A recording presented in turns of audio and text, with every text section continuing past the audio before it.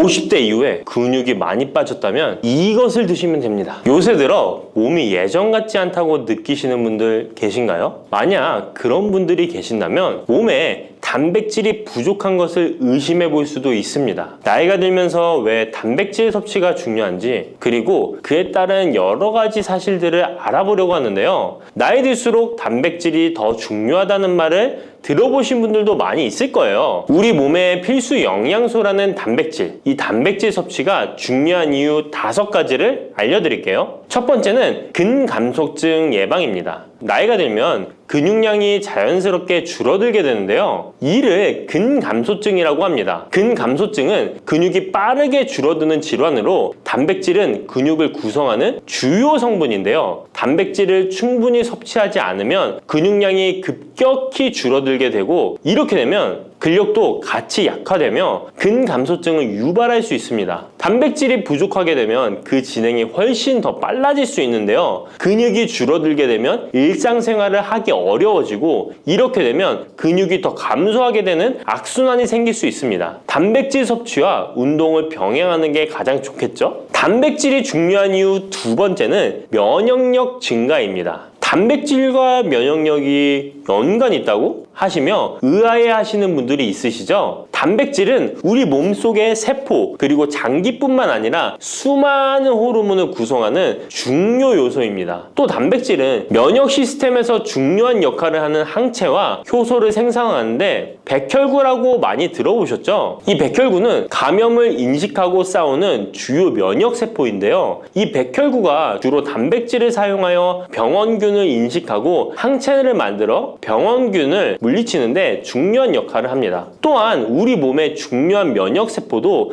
감염에 대응할 때 단백질을 사용하여 신호를 보내고 병원균을 파괴하는 작용을 합니다. 나이가 들면서 면역 시스템이 약해지기 쉬운데, 그럴수록 단백질을 충분히 섭취하면 면역력을 높일 수 있습니다. 단백질 섭취가 중요한 이유 3번째는 심혈관계 질환 예방입니다. 단백질은 심혈관 건강에도 영향을 주는데요. 특히 식물성 단백질이 도움을 줍니다. 예를 들자면 콩류와 견과류 등은 나쁜 콜레스테롤인 LDL의 수치를 낮추고 심혈관계 질환의 위험을 줄이는데 도움이 됩니다. 특히 노년층에서 단백질 섭취는 고혈압, 동맥경화증, 심장병 등을 예방하는 데 중요한 역할을 합니다. 4번째는 피부의 탄력 저하를 예방합니다. 피부의 주 성분 중 하나인 콜라겐은 단백질로 이루어져 있는데요. 나이가 들면 콜라겐이 자연스럽게 감소하게 되는데, 이로 인해 피부 탄력이 떨어지고 주름이 생깁니다. 이때 단백질을 충분히 섭취하면 피부 건강에도 좋은 영향을 주는데요. 단백질 공급은 피부 재생을 촉진시켜 피부 건강을 유지하는 데 도움을 줍니다. 5번째는 골다공증 예방입니다. 나이 드신 여성분들은 특히 더 주목해주세요. 질병관리청의 보도자료에 따르면 대한민국 50세 이상의 골다공증 유병률은 22.5%로 약 5명 중 1명은 골다공증이 있는데요. 골다공증은 조용한 뼈 도둑이라고 불릴 정도로 초기 증상이 뚜렷하게 보이지 않지만, 골다공증이 한 번 생기면 이로 인한 고관절, 척추, 손목 등의 골절이 생기기 쉽고, 이로 인해 합병증 위험 또한 증가하는데요. 이 골다공증을 예방하는 데 중요한 요소가 바로 단백질입니다. 단백질은 뼈를 구성하는 중요한 요소 중 하나인데요. 뼈의 건강을 유지하는 데 필요한 칼슘과 함께 단백질은 뼈의 구조를 안정화시키고 골밀도를 높여서 골다공증을 예방하는 데 중요한 역할을 합니다. 한마디로 노년층에서 우리가 흔히 알고 있는 칼슘과 비타민 D와 함께 단백질 섭취를 증가시키면 뼈가 약해지는 것을 방지할 수 있습니다. 이렇게 중요한 우리 몸속의 단백질이 혹시 부족하게 된다면 무슨 일이 일어날까요? 단백질이 부족하면 여러 가지 신체 기능에 문제가 생기는데요. 첫 번째는 인지 기능 저하와 치매입니다. 단백질 부족이 치매를 유발한다니 놀라셨나요? 연구에 따르면 단백질이 뇌 건강을 유지하는 데 아주 중요한 역할을 합니다. 특히 기억력에 많은 영향을 주는데요. 단백질은 뇌에서 신경 전달 물질을 만들고 뇌세포의 구조를 유지하는 데 도움을 줍니다. 특히 학습과 기억력에 영향을 주는 시냅스에서 발생하는 신경 전달 물질의 방출과 수용체 활성화는 대부분 단백질에 의해 조절되는데, 예를 들어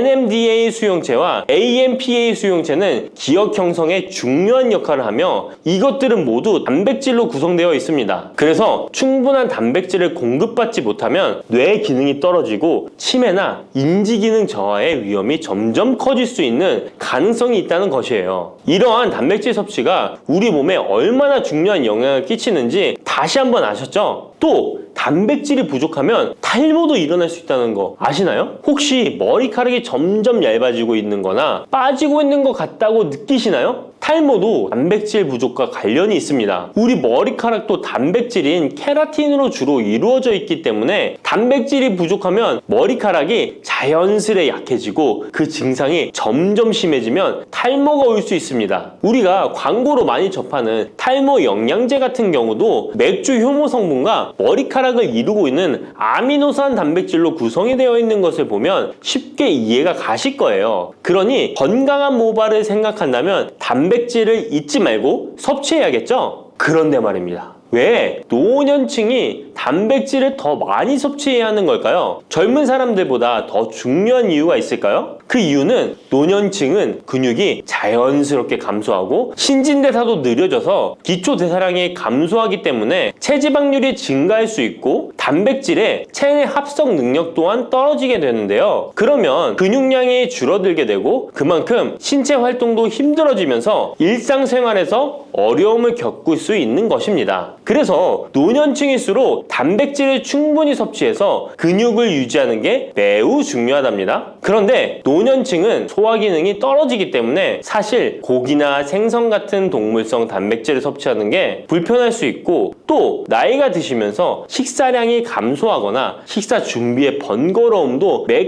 끼 단백질을 챙겨 먹는데 어려움을 주는 게 사실입니다. 그래서 혼자 지내시는 분들은 더욱더 단백질 섭취가 어렵기도 합니다. 또한 어떤 분들은 체중 증가를 걱정해서 단백질이 고칼로리라고 생각해서 드시기를 꺼려 하기도 하고요. 그렇다고 해서 섭취하기 어렵다고 단백질의 섭취를 멀리해서는 절대 안 됩니다. 우리 몸에 이렇게 필수적인 단백질을 충분히 섭취하기 좋은 음식에는 무엇이 있을까요? 단백질을 섭취하기 좋은 추천 음식 4가지 바로 소개해 드릴게요. 첫 번째 식품은 계란입니다. 사실 단백질 하면 가장 먼저 떠오르는 식품이 계란인데요. 계란 2알만 드셔도 하루에 필요한 단백질의 20%를 섭취할 수 있다는 거 아셨나요? 특히 계란의 단백질은 완전 단백질로 분류되는데요. 이는 우리 몸이 제대로 기능하는 데 필요한 필수 아미노산을 포함한다는 것을 뜻해요. 계란은 단백질뿐만 아니라 비타민 A, D, E도 함유하고 있어 건강에 매우 좋은데요. 계란은 자연적으로 비타민 D를 함유하고 있는 드문 식품 중 하나입니다. 또한 계란 노른자에는 칼슘, 구리, 요오드, 철분, 망간, 인, 셀레늄, 아연도 풍부하게 함유하고 있어서 계란을 먹으면 많은 영양소를 쉽게 섭취할 수 있는 거죠. 두 번째 식품은 생선입니다. 등푸른 생선 좋다는 이야기는 누구나 한 번쯤 들어보셨을 텐데요. 사실 등푸른 생선뿐만 아니라 다른 생선도 저지방, 고단백 식품으로 다른 고단백 식품인 육류에 비해 지방 함량이 낮고 필요 영양소는 그대로 제공해줍니다. 생선에는 단백질과 함께 오메가3 지방산도 풍부하게 함유되어 있어 심혈관 건강에 좋죠. 특히 연어, 고등어, 참치 같은 생선은 단백질뿐만 아니라 항염증 효과도 있습니다. 그리고 대구 같은 백색 생선은 지방 함량이 매우 적고 단백질은 상대적으로 많아서 체중 걱정이신 분들이나 다이어트를 하는 사람들에게 더욱 좋은 생선입니다. 등푸른 생선도 지방 함량은 높지만 이 지방이 건강에 유익한 오메가3 지방산이기 때문에 건강에 도움이 되는데요. 생선의 단백질은 다른 육류나 콩류보다 소화가 편하고 생선의 살은 비교적 부드러운 섬유질을 가지고 있어서 소화가 빠르고 몸에서 쉽게 흡수됩니다. 세 번째는 유단백 식품인 우유나 요거트 같은 유제품입니다. 특히 노년층에서는 유제품을 섭취하면 칼슘도 함께 챙길 수 있어서 골다공증 예방에도 도움이 되는데요. 유제품에 포함된 단백질은 고품질 단백질입니다. 고품질 단백질은 신체가 효율적으로 사용하고 필요한 아미노산을 모두 공급하는 단백질을 말하는데요. 유제품에 포함된 주요 단백질은 카제인과 웨이로 2가지 모두 필수 아미노산을 풍부하게 포함하고 있습니다. 웨이 단백질은 소화가 쉽기 때문에 운동 직후 우유를 섭취하시면 근육에 아미노산을 빠르게 공급할 수 있고 카제인은 천천히 흡수되어 장시간 동안 일정한 수준의 아미노산을 제공해 근육 손실을 방지하는 데 도움을 줍니다. 하지만 우유를 먹으면 속이 불편하신 분들도 계시죠? 많은 사람들이 유제품을 섭취할 때 소화 불편을 겪을 수 있는데 특히 락토스 불내증, 즉 유당 불내증이 있는 경우입니다. 그러나 요즘에는 이런 분들을 위한 락토스를 제거한 락토프리 우유나 치즈, 요구르트 등은 락토스가 거의 없거나 적은 제품들이 많이 나와 있는데요. 락토스 불내증이 있는 사람도 이런 유제품은 문제없이 섭취할 수 있습니다. 소화가 어려우신 분들은 참고하셔야겠죠? 네 번째는 콩류입니다. 콩류 또한 식물성 단백질로 유명하죠. 콩류는 식물성 단백질을 제공하는 대표적인 식품인데요. 두부나 두유 같은 식품으로도 쉽게 섭취할 수 있고요. 콩류와 같은 식물성 단백질은 고기나 유제품과 같은 동물성 단백질에 비해 지방 함량이 낮고 콜레스테롤이 없는 특징을 가지고 있습니다. 특히 콩, 렌틸콩, 병아리콩, 검정콩 등 다양한 종류의 콩류는 필수 아미노산을 풍부하게 포함하고 있어 신체가 필요로 하는 단백질을 고루 제공하는데요. 특히 고기나 생선 같은 동물성 단백질이 소화가 어려우신 분들에게는 두부나 비지찌개 같은 소화가 잘 되면서도 단백질도 섭취할 수 있는 콩류가 좋은 단백질 식품입니다. 이렇게 몸에 필수적인 단백질, 음식만으로 충분히 섭취되면 좋겠지만 그게 어려운 경우도 있을 텐데요. 이때 단백질 보충제도 좋은 선택이 될 수 있습니다. 운동 후에 빠르게 단백질을 보충하고 싶을 때나 식사를 통해 충분한 단백질을 섭취하기 어려운 경우 보충제가 유용한데요. 마트에서 쉽게 찾을 수 있는 단백질 파우더나 고단백 프로틴바를 이용하면 간편하게 단백질을 보충할 수 있습니다. 하지만 이렇게 간편하게 섭취할 수 있는 제품들 몸에 좋다고 많이 섭취하면 좋을까요? 과량 섭취할 때도 큰 문제가 될 수 있습니다. 한 번에 과도한 단백질은 신장에 부담을 줄 수 있고 또 체내에서 불필요하게 지방으로 축적될 수 있습니다. 단백질의 하루 권장 섭취량은 성인 기준 몸무게 1kg당 약 1g인데요. 하루 권장 섭취량을 꼭 지키는 게 중요하죠. 한마디로 보충제는 식사로 부족한 부분을 보충하는 역할만 하도록 하고 식사로 골고루 단백질을 섭취하는 게 가장 이상적입니다. 마지막으로 단백질 섭취 시 간단한 팁을 알려드리겠습니다. 매 끼니마다 조금씩 단백질을 나눠서 섭취하는 게 단백질 흡수에는 효과적인 거 아셨나요? 단백질은 탄수화물과 지방과 다르게 잉여 단백질이 몸에 저장되지 않는데요. 그 때문에 한 번에 과량으로 섭취하면 소화가 어려워지거나 신장에 부담만 줄 수 있고 단백질은 필요 이상의 단백질은 배출되기 때문에 번거롭더라도 매일 조금씩 몇 끼마다 꾸준히 섭취하는 게 중요합니다. 고기 좋아하시는 분, 채소를 더 선호하시는 분, 이제는 다 같은 단백질이라고 생각하지 마시고 동물성 단백질과 식물성 단백질을 골고루 섭취해야 하는데 동물성 단백질은 식물성 단백질에는 부족한 아미노산이 풍부하고 식물성 단백질은 동물성 단백질에 비해 지방이 적고 섬유질도 같이 섭취할 수 있습니다. 우리가 평상시에 먹는 한식은 사실 단백질 섭취에 아주 좋은데요. 식탁에 단백질이 풍부한 계란, 생선, 두부, 콩들을 반찬으로 두어 개만 먹어도 쉽게 몇 끼마다 몸에 필요한 단백질을 섭취할 수 있습니다. 이제부터 잊지 마시고 단백질이 풍부한 반찬 꼭 드셔주세요.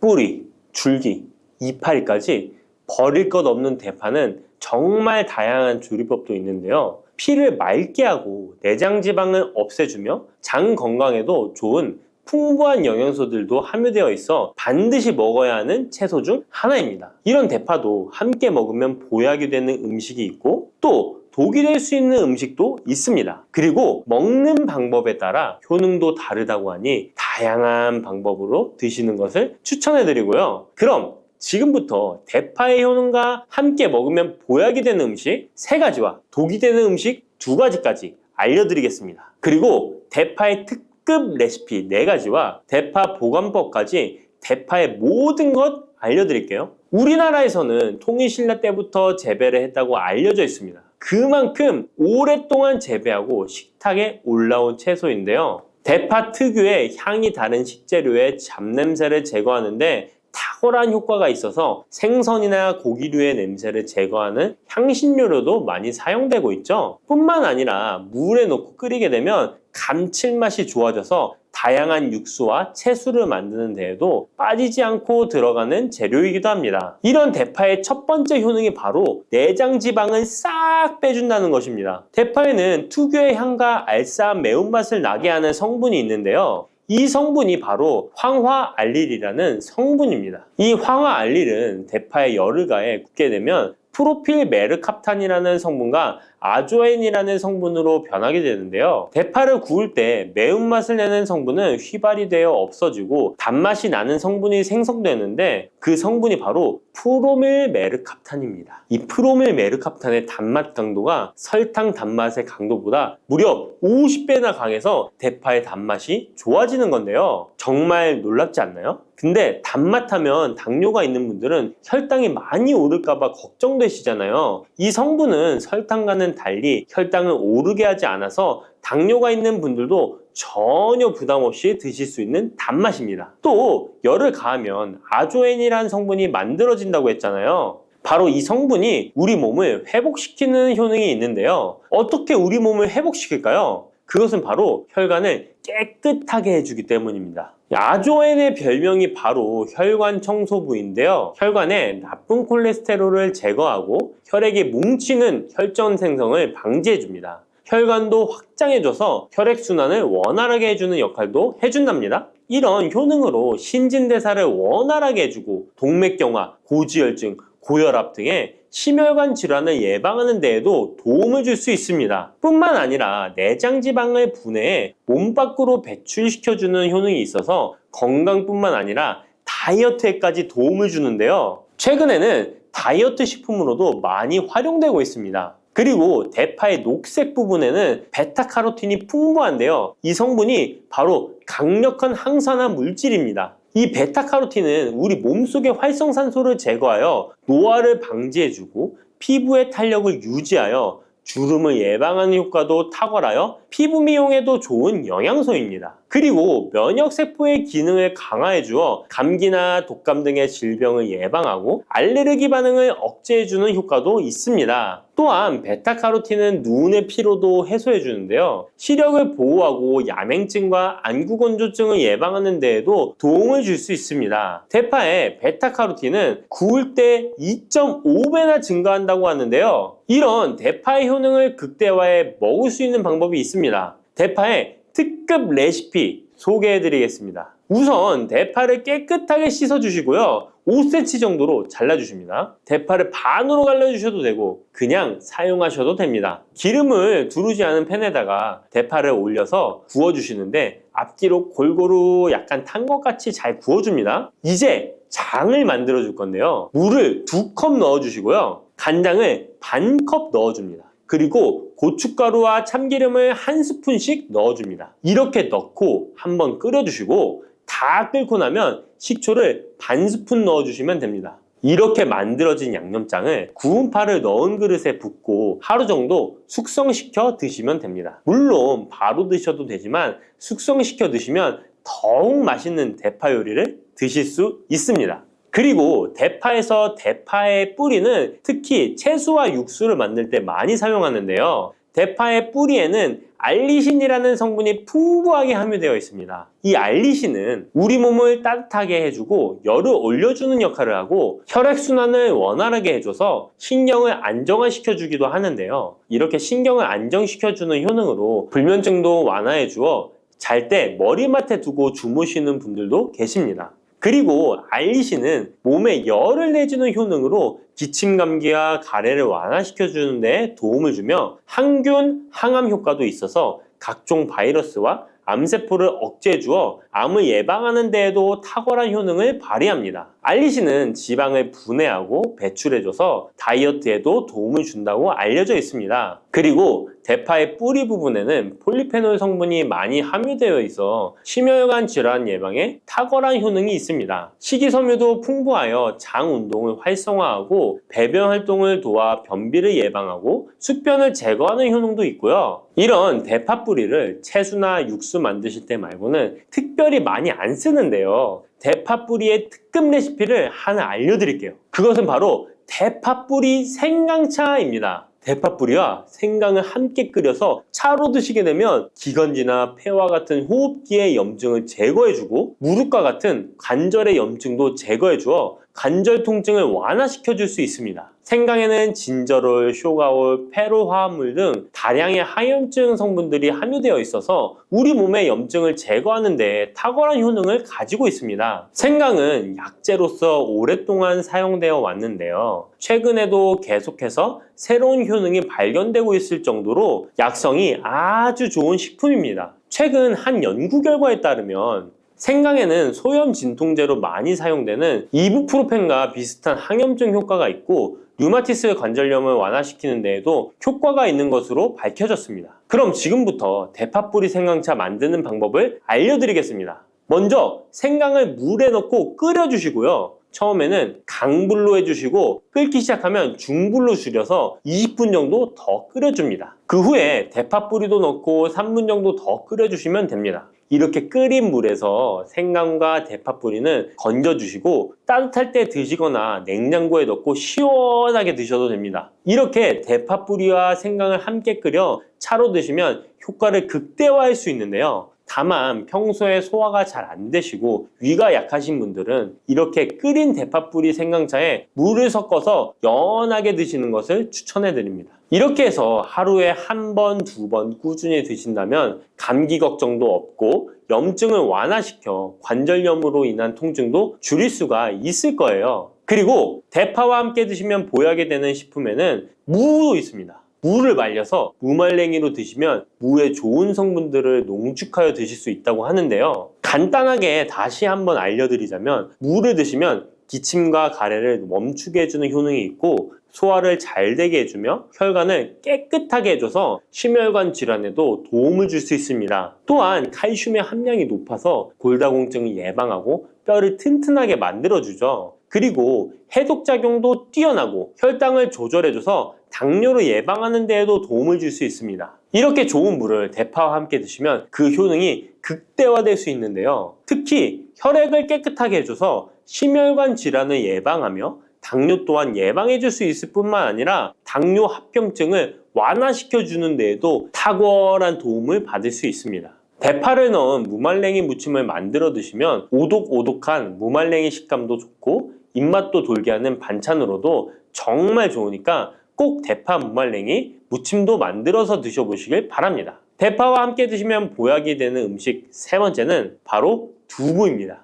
이 대파와 두부가 만나면 우리 몸에 에너지를 공급하여 활력이 넘치도록 도와줍니다. 그 이유는 바로 대파의 알리신 성분과 두부의 비타민 B1이 만나면 알리티아민으로 전환이 되는데요. 이 알리티아민이 비타민의 체내 흡수율을 높여주고 신진대사를 촉진해서 우리 몸의 피로를 회복하고 에너지를 불어넣어 주기 때문입니다. 그럼 여기서 대파 두부 조림 맛있게 만들어 드시는 특급 레시피 알려드릴게요. 먼저 잘 씻은 대파를 어슷썰기로 썰어 주시고요. 두부는 정사각형으로 깍둑 썰기를 해줍니다. 먼저 두부를 기름을 두른 팬에 구워주시고요. 노릇노릇해지면 썰어놓은 대파를 넣어줍니다. 간장을 2스푼 넣어주시고요. 고소한 참깨도 뿌려서 잘 익혀주시면 대파 두부 조림 완성입니다. 정말 맛있겠죠? 이렇게 만든 대파 두부 조림을 드시고 활력 넘치는 하루를 보내실 수 있을 거예요. 대파와 함께 드시면 보약이 되는 음식 네 번째 알려드릴게요.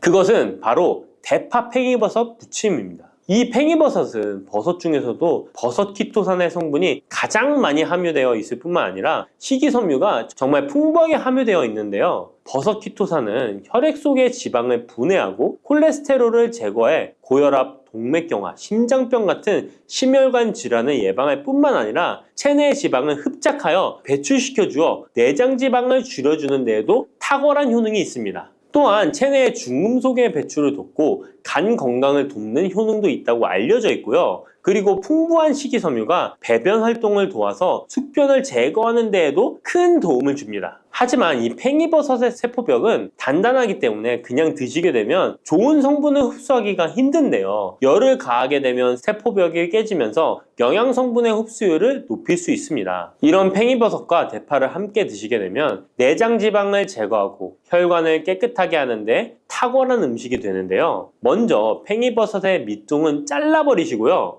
팽이버섯을 적당한 크기로 잘 썰어줍니다. 그리고 흐르는 물에 잘 씻어줍니다. 그리고 대파는 어슷썰기로 잘게 썰어주시고요. 적당한 용기에 계란을 풀어주세요.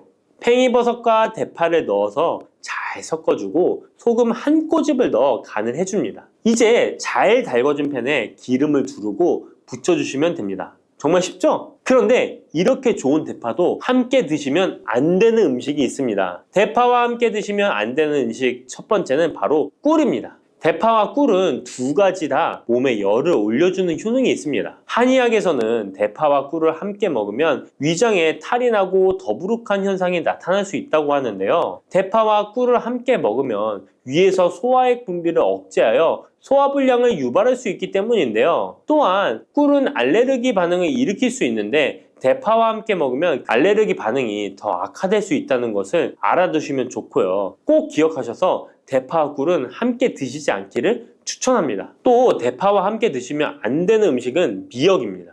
미역과 대파 둘 다 알긴산이라는 성분이 있는데 이 알긴산은 미끌거리는 식감이 있습니다. 함께 드시게 되면 식감이 안 좋은 이유도 있지만 식감보다도 더 중요한 이유가 있습니다. 왜냐하면 파에는 인과 유황 성분이 있기 때문인데요. 미역과 파를 함께 드시게 되면 파의 인과 유황 성분이 미역에 함유된 칼슘의 흡수를 방해하게 됩니다. 미역에는 칼슘 함량이 높아서 골다공증 예방에 좋은 효능이 있는데 이 효과를 떨어뜨리게 되는 것이고요. 미역국을 끓일 때 대파로 채수를 내어 시원한 미역국을 끓여 드시는 분들이 계신데 절대 미역국을 끓일 때 대파는 사용하지 않으셔야 합니다. 자, 다음으로는 대파 보관하는 법을 알려드릴게요. 대파를 한 단 사면 양이 많아 한 번에 드시지 못하는 경우가 많은데요. 대파를 보관하실 때는 씻지 않고 흙이 묻은 채 보관하는 것이 좋지만 사용하기 불편하기 때문에 씻어서 보관하는 방법 알려드릴게요. 우선 잘 씻은 대파를 줄기와 잎부분으로 나눠 잘라주시고요. 물기를 제거하고 키친타올을 넣은 지퍼백에 줄기와 잎부분을 나눠 담아 냉장고에 보관해 주시면 됩니다. 이렇게 하시면 2주에서 3주 정도는 보관 가능하시고요. 더 장기간 보관하시려면 냉동을 하시면 되는데 냉동 보관하시려면 대파를 사용하기 원하는 크기대로 잘라서 지퍼백에 넣어 냉동하시면 됩니다. 이렇게 하시면 냉동된 대파를 꺼내서 요리하실 때 바로 사용하실 수 있을 겁니다. 바다의 불로초, 해조류의 왕이라는 별명을 갖고 있는 김. 이런 몸에 좋은 김도 잘못 먹으면 암에 걸리고 치매에 걸릴 수 있다는 사실 알고 계신가요?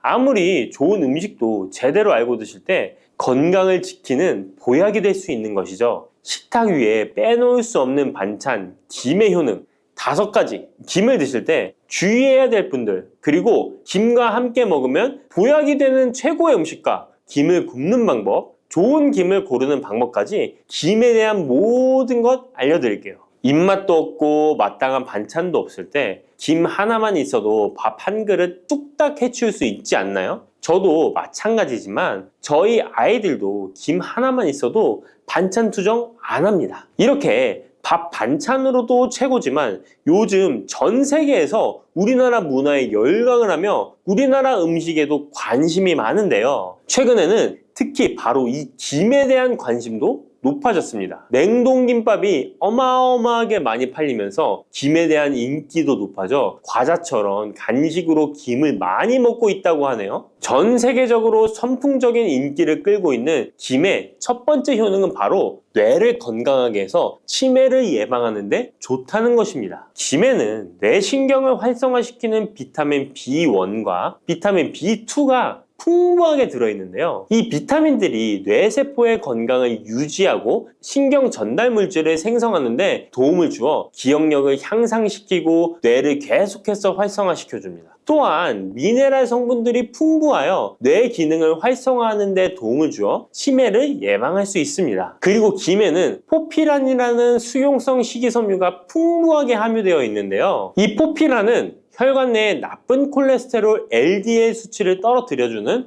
효능이 있습니다. 따라서 혈관 내의 혈전 생성을 막아주고 동맥경화도 예방하여 혈액순환을 좋게 함으로써 뇌에도 혈류를 원활하게 해주는 것입니다. 또 김에 함유되어 있는 알긴산이라는 성분이 있는데요. 이 알긴산도 콜레스테롤이 혈관에 쌓이는 것을 방지하고 몸 밖으로 배출시켜주는 역할을 해줍니다. 국립부경대학교 연구팀의 연구 결과에 따르면 알긴산은 혈관 내의 중금속과 노폐물을 흡착하여 제거하고 혈액 속 중성지방 및 콜레스테롤을 억제하여 피를 맑게 하고 성인병 예방에 놀라운 기능을 한다고 보고하고 있습니다. 이러한 성분들의 효능으로 뇌에 필요한 영양분을 충분히 공급하고 노폐물을 빨리빨리 배출할 수 있게 되어 머리도 맑아지고 뇌신경을 튼튼하게 해주는 것이죠. 이러한 김과 계란을 함께 드시면 엄청난 시너지 효과를 누릴 수 있는데요. 계란에는 비타민 B1, 2와 콜린이라는 성분이 풍부한데 이 성분들이 뇌신경을 활성화하는 데 큰 도움을 줄 수 있습니다. 그 이유를 살펴보면 콜린은 뇌의 신경 시스템에서 중요한 역할을 하는 아세틸콜린이라는 물질의 주 성분인데 아세틸콜린은 신경 전달 물질로 뇌 세포 사이에서 정보를 전달하는 역할을 해줍니다. 바로 이 콜린이 충분히 공급되어야 기억력, 학습 능력, 그리고 인지 기능을 유지할 수 있습니다. 이뿐만 아니라 김은 계란에 부족한 비타민 C를 보충해주고 계란은 김에 부족한 비타민 D를 보충해줘서 서로가 정말 잘 어울리는 식품이 되는 것입니다. 계란과 김이 만나면 정말 뇌 기능에 필요한 보약이나 다름이 없는 것이죠. 김의 두 번째 효능은 식물성 단백질 공급원의 최고봉이라는 것입니다. 김에 함유된 단백질의 양은 소고기보다도 많은데요. 소고기가 단백질이 풍부하다고 알고 계시잖아요. 소고기 100g당 단백질의 함량은 20g이고요. 김 100g당 단백질의 함량은 30g입니다. 소고기보다 김에 단백질이 많이 들어있다니 놀랍지 않나요? 마른 김 5장에는 계란 1개에 함유된 단백질의 양이 들어있다고 합니다. 그런데 이 단백질에 식물성 단백질과 동물성 단백질이잖아요. 이 둘을 함께 먹을 때 더욱 흡수가 잘 되어 건강에 좋은데요. 이 김과 계란을 함께 먹을 수 있는 정말 좋은 방법 알려드릴게요. 김 계란말이는 많이들 해 드시잖아요. 반찬으로 만들어 먹기도 편하고 맛도 좋아 많이들 드시는데요. 그것 말고 계란김전을 알려드릴게요. 먼저 김을 먹기 좋은 크기로 잘라주시고요. 한쪽에 놓아줍니다. 적당한 용기에 계란을 깨주시고요. 속은 한 꼬집으로 약간 간을 해줍니다. 다음에 계란을 풀어줍니다. 이제 김을 2장씩 포개어 계란물을 앞뒤로 잘 묻혀준 다음에 기름을 두른 팬에다 부쳐주시면 됩니다. 정말 쉽죠? 이렇게 김과 계란을 함께 드시면 맛도 좋고 건강도 챙길 수 있는 밥상위에 보약이 된답니다. 세 번째, 김의 효능은 항산화 작용입니다. 몸 안에 활성산소가 많아지게 되면 활성산소가 세포를 공격하여 노화시킬 뿐 아니라 암세포로 변이시켜 암을 발생시키기도 하는데요. 김에는 이런 활성산소를 제거시켜 줄 수 있는 강력한 항산화 물질인 베타카로틴이 풍부하게 함유되어 있습니다. 대표적인 강력한 항산화 물질인 베타카로틴은 당근에 많이 함유되어 있다고 다들 알고 계시잖아요. 당근보다 김에 베타카로틴이 더 많이 함유되어 있습니다. 당근 100g에는 5.516mg이 함유되어 있고 김 100g에는 무려 22,500mg이나 함유되어 있습니다. 당근보다도 4배 정도 많은 베타카로틴이 함유되어 있는 것이죠. 놀랍죠? 오늘 놀랄 일이 많은 것 같네요. 이 베타카로틴은 우리 몸속에서 비타민 A로 전환이 되는데요. 비타민 A 하면 무엇이 생각나시나요? 네, 생각하고 계신 건 맞습니다. 바로 눈이죠. 눈. 비타민 A는 시력을 보호하고 야맹증을 예방하는 데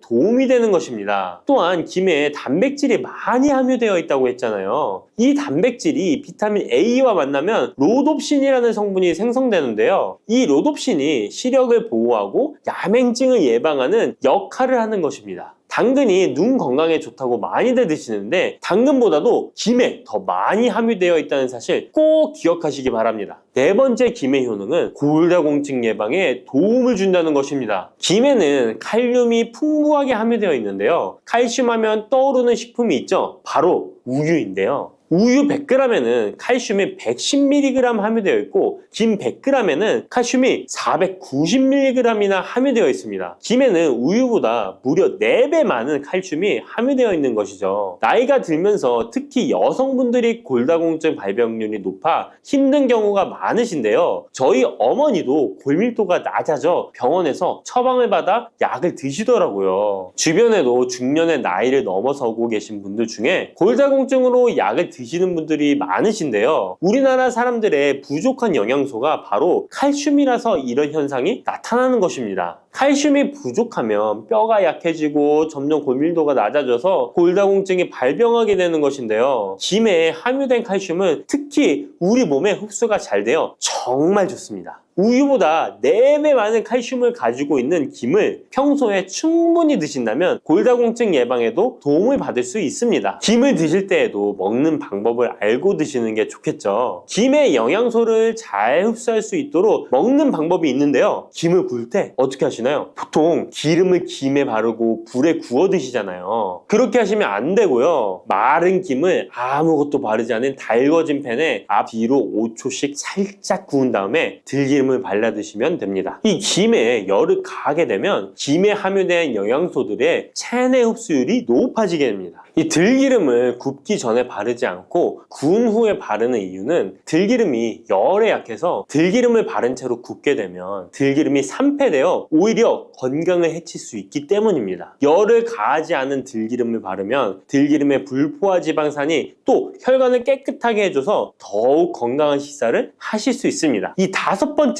김의 효능은 당뇨를 완화시키는 데 도움을 준다는 것입니다. 당뇨병이 있는 분들은 비타민 B12가 결핍되어 있는 분들이 많은데요. 김에 바로 이 비타민 B12가 풍부하게 함유되어 있어 당뇨를 완화시키는 데 도움이 되는데요. 2017년 한국식품과학지에 실려있는 연구에서 당뇨 환자들이 김을 섭취하면 혈당 수치를 낮추는데 도움이 된다고 보고했습니다. 이는 김에 함유된 비타민 B12 때문이라고 밝혔습니다. 당뇨 환자는 비타민 B12가 결핍되기 쉬운데요. 그 이유는 비타민 B12는 고기에 보통 많이 함유되어 있는데 당뇨 환자의 식단은 채식인 경우가 많아서 비타민 B12를 섭취할 수 있는 기회가 적어지기 때문입니다. 또한 당뇨 환자에게 처방되는 메트포르민 계열의 성분들의 약물이 비타민 B12의 흡수를 방해해 비타민 B12가 결핍될 가능성은 더욱 높아집니다. 당뇨 환자들은 고혈당으로 인해 신경이 많이 손상이 되는데요. 이 때문에 손발끝이 저리거나 통증이 오는 신경합병증이 발생하게 됩니다. 이 증상을 완화시키고 신경이 손상되지 않도록 보호하는 역할을 비타민 B12가 해주는 것입니다. 이런 이유로 당뇨 환자는 비타민 B12의 섭취를 신경 써서 해주는 것이 좋지만 말씀드린 대로 육류 식단은 또 당뇨 환자의 식단에 잘 들어가 있지 않죠. 그래서 비타민 B12가 풍부한 김을 섭취하는 것이 당뇨 환자에게 정말 좋은 대안이 되는 것입니다. 비타민 B12의 하루 권장 섭취량은 2.4mg인데요. 이는 자르지 않은 김 한 장만 섭취해도 충분히 섭취할 수 있는 양입니다. 당뇨가 있는 분들이라면 오늘부터 식사하실 때 김을 꼭 드셔야겠죠? 다만 시중에 판매되는 조미김은 기름에 구워지고 그 기름이 산패될 가능성이 높아 오히려 건강에 해로울 수 있으니까 알려드린 대로 마른 김에 기름을 바르지 않고 달궈진 팬에 살짝 구워 드시기 바랍니다. 그런데 이렇게 평소에 많이 드시고 계신데 잘못 드시면 건강을 해칠 수도 있다는 사실 알고 계신가요? 특별히 갑상선이 약하신 분들은 김을 섭취하는데 주의하셔야겠습니다. 갑상선은 우리 몸에서 가장 중요한 내분기 기관 중 하나인데요. 갑상선은 목 부분 기관지 아래에 위치한 나비 모양의 내분비 기관입니다.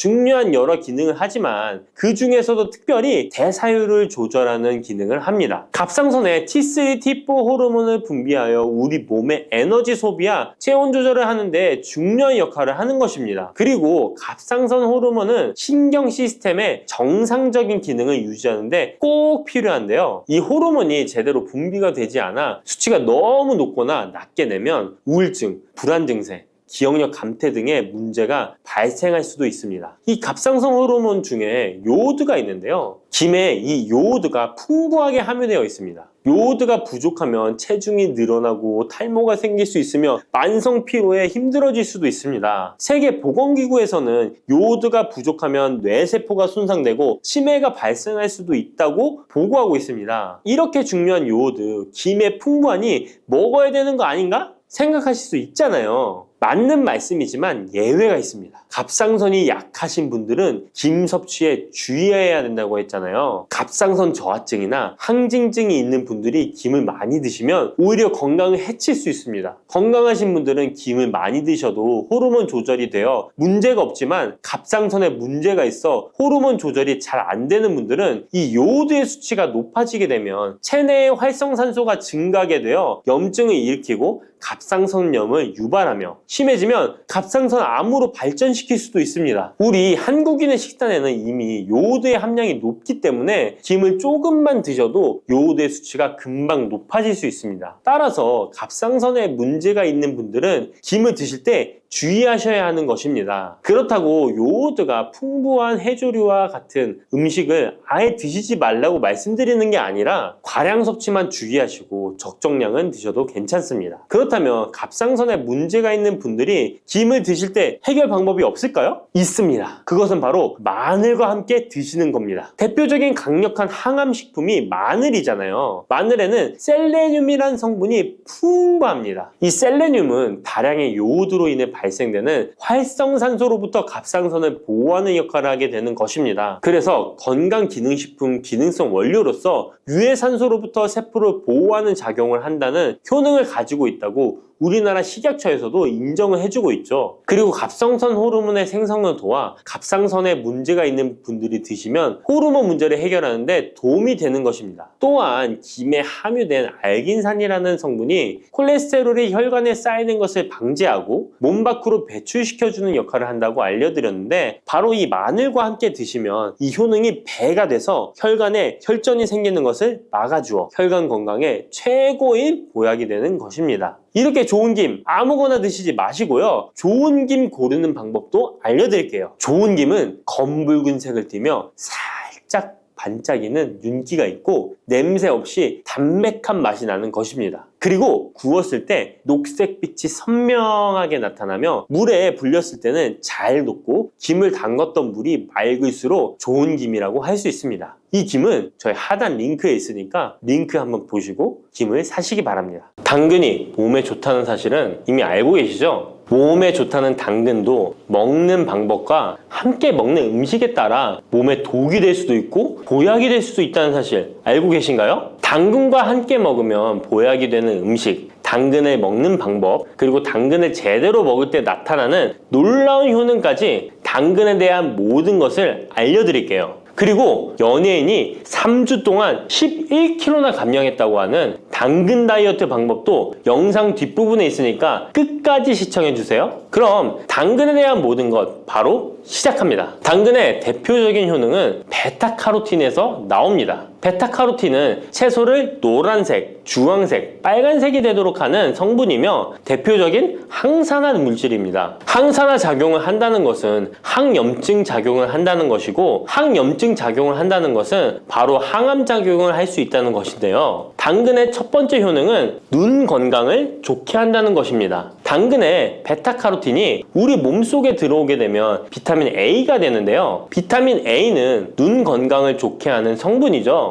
당근을 먹으면 눈이 좋아진다는 말을 많이 들어보셨나요? 눈 건강을 위해 루테인을 드시는 분들이 점점 많아지고 있습니다. 그렇다면 눈에 좋다는 루테인, 영양제를 먹는 것과 당근을 먹는 것은 어떤 차이가 있을까요? 영양제와 당근에는 모두 비타민 A, 루테인, 지아잔틴 등이 들어있어서 시력을 유지하고 눈의 노화를 방지해주며 황반 변성 등의 질환도 예방해줍니다. 당근에는 여기에 비타민 C, 비타민 K, 그리고 필수 미네랄이 더 있어서 항산화 효과 및 뼈 건강에도 도움을 받을 수가 있게 되고요. 우리가 혈액순환이 잘 안 될 때는 루테인 영양제를 드신다고 해도 효과에 한계가 있을 수 있어서 평소에 당근을 좀 더 드셔보시는 걸 추천해드립니다. 두 번째 당근의 효능은 노화 방지입니다. 이것도 베타카로틴의 효능과 관련이 있습니다. 노화가 된다는 것은 몸이 산화가 되고 염증이 많아진다는 것인데요. 염증이 몸 안에 곳곳에서 문제를 일으키게 되는 것이죠. 이런 염증을 없애주는 것이 바로 노화를 방지하는 건데요. 바로 당근의 베타카로틴과 비타민 C에는 강력한 항산화 작용으로 염증을 없애주고 노화를 방지해주는 것입니다. 세 번째 당근의 효능은 장을 건강하게 하고 당뇨를 예방한다는 것입니다. 요즘에 당근 주스 많이들 만들어 드시는데요. 착즙해서 드시는 분들 많으시죠? 약간 아쉬운 것은 착즙하고 남은 찌꺼기는 모두 버린다는 것입니다. 당근은 사실 식이섬유 폭탄이라고도 할 수 있는데요. 당근의 베타카로틴이 혈액 내의 염증을 제거하고 당근의 식이섬유는 장 속의 노폐물을 제거하는 역할을 해줍니다.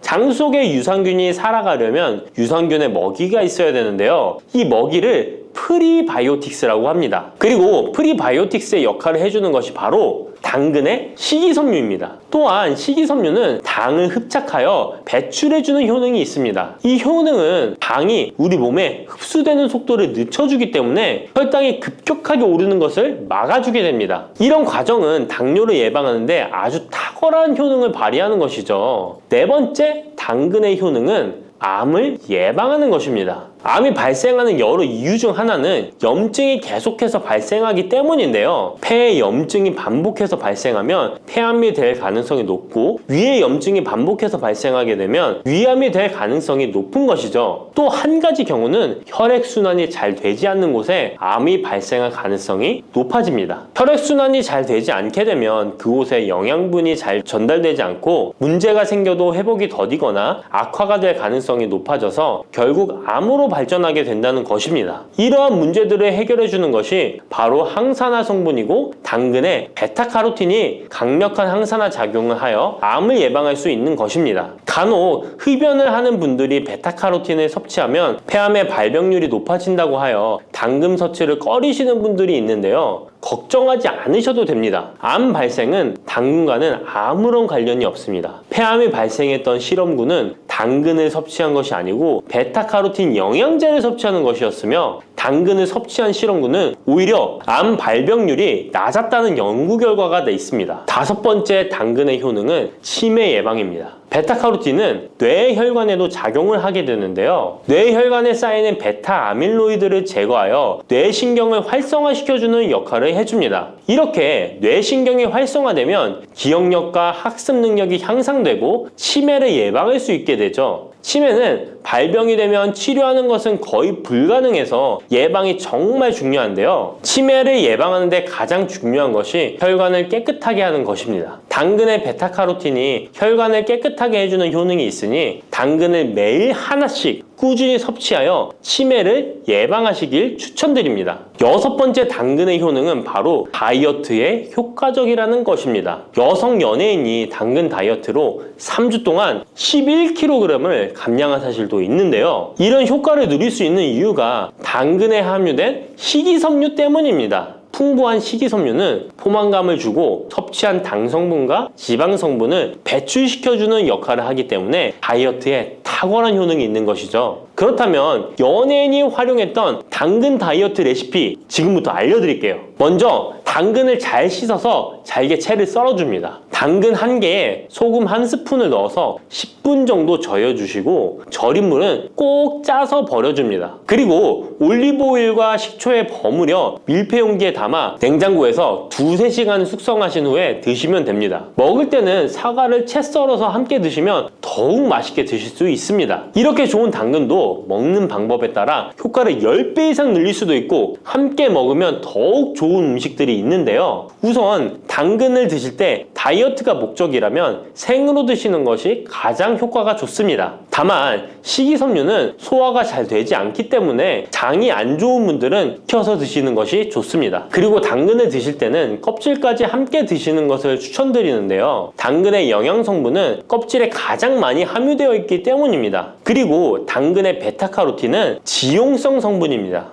지용성이라는 것은 기름에 잘 녹는다는 것인데요. 따라서 베타카로틴을 잘 흡수하기 위해서는 기름과 함께 섭취하는 것이 좋습니다. 오메가3가 풍부한 올리브유나 들기름, 아마씨유 같은 기름을 사용하면 좋고요. 이렇게 기름을 사용해서 살짝 익혀 드시게 되면 생으로 드셨을 때 10% 정도 흡수되는 베타카로틴을 70% 정도 흡수할 수 있게 됩니다. 엄청난 차이죠? 기름에 볶을 때 주의사항은 너무 오래 익히지 말고 살짝만 익혀서 드시는 것이 좋습니다. 너무 오래 볶으면 오메가3를 함유한 기름도 산패되어서 문제가 될 수 있기 때문입니다. 다음으로 함께 먹으면 좋은 음식들을 알려드릴게요. 몇 년 전부터 유행하고 있는 주스 있잖아요. ABC 주스라고 하는데요. 들어가는 재료는 사과, 비트, 그리고 당근이죠. 이 세 가지를 함께 갈아서 주스로 마시면 항산화 폭탄 주스를 마시게 되는 것인데요. 이 세 가지 중에서 비트의 효능이 혈관을 확장시켜주는 역할을 합니다. 풍부한 항산화 성분들이 확장된 혈관을 따라 온몸 구석구석에 공급되어 혈관을 깨끗하게 하고 염증을 제거하여 각종 질병을 예방할 수 있게 되는 것이죠. 다만 비트에는 옥살산이 함유되어 있어서 신장의 결석을 유발할 수 있기 때문에 신장이 약하신 분들은 약간의 주의가 필요하고요. 그래서 요즘엔 이 비트를 빼고 사과, 양배추, 당근 이렇게 세 가지를 넣은 ACC 주스를 많이 드시는데요. 양배추는 우리 몸의 진액을 보충해줘서 점막을 촉촉하게 해주는 효능이 있어서 외부로부터 들어오는 바이러스와 이물질을 배출시켜주는 탁월한 효능이 있습니다. 그리고 항암 효과를 극대화시켜줄 수 있는 음식도 알려드릴게요. 바로 브로콜리와 단호박을 당근과 함께 드시면 됩니다. 세 가지를 생으로 드시는 것보다 찜기에 쪄서 드시면 흡수율을 훨씬 높일 수 있고요. 올리브 오일과 약간의 소금을 넣고 물과 함께 섞어서 드시면 맛도 좋고 건강에도 좋은 강력한 항암 주스로 드실 수 있습니다.